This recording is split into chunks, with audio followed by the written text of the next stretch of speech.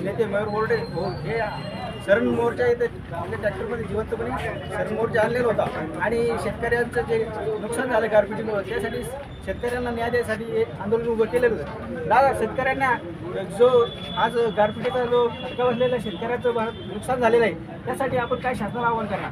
शासनाला आमचं एवढंच सांगणं आहे की जिवंतपणे सणावर जाण्याची वेळ आमच्यासारख्या तरुणांना आली आहे. 27 तारखेला सायंकाळी जो सकाळी पाऊस आणि गारपीट झाली त्याच्यामध्ये जाफराबाद तालुक्यासह भोकरदन आणि जालना जिल्ह्यामध्ये संपूर्ण शेतकऱ्याचं 100% नुकसान त्या ठिकाणी झालेलं आहे. खरीप हंगामात देखील 25 ते 30 दिवस झाले पाऊस पडल्याने त्या ठिकाणी येलो मोझॅक नावाचा आजार सोयाबीनवर आला तेव्हा देखील सोयाबीन कापसाचं 100% नुकसान त्या ठिकाणी झालं. आणि म्हणून आमचं सरकारला सांगणं आहे की शेतकऱ्याकडं अतिशय संवेदनशीलपणे आपण बघावं, विचार करावा आणि शेतकऱ्याच्या घरामध्ये मदत मिळावी यासाठी हे आंदोलन.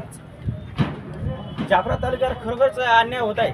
पूर्वी दुष्काळग्रस्त म्हणून आपला तालुका घोषित केलेला नाही आणि संकटावर संकट शेतकऱ्यावर येत आहे.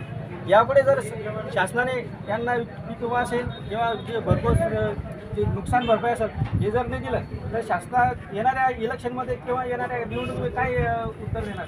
शेतकरी यांना धडा शिकवणार आहे. एकतर मराठा समाजाचा ज्वलंत विषय आहे, त्याच्यामध्ये महाराष्ट्राच्या मुख्यमंत्र्यांनी मराठा समाजाला फसवण्याचं काम केलेलं आहे. देवेंद्र फडणवीस जशा पद्धतीनं बोलतात किंवा सांगतात तशाच पद्धतीनं या महाराष्ट्राचा मुख्यमंत्री आणि इथलचे आमदार खासदार करत असतात, हे लक्षात घेणं गरजेचं आहे. आणि म्हणून येणाऱ्या काळामध्ये या आमदार खासदारांना लोकच धडा शिकवतील, जनताच धडा शिकवेल. लोक आणि मतदार बंधू आता सुज्ञ झालेले आहेत, त्याच्यामुळं येणाऱ्या काळामध्ये निश्चितच यांना योग्य तो धडा शिकवण्याचं काम या भागातील शेतमजूर करणार.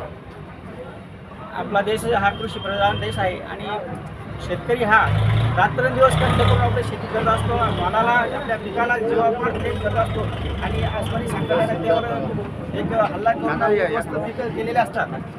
तर यापुढे नक्कीच आपल्या आंदोलनातून या जनतेला न्याय मिळावा. दक्षिण न्यूज मराठी जाफराबाद प्रतिनिधी कॅमेरामॅन सुनील ससाने, जाफराबाद.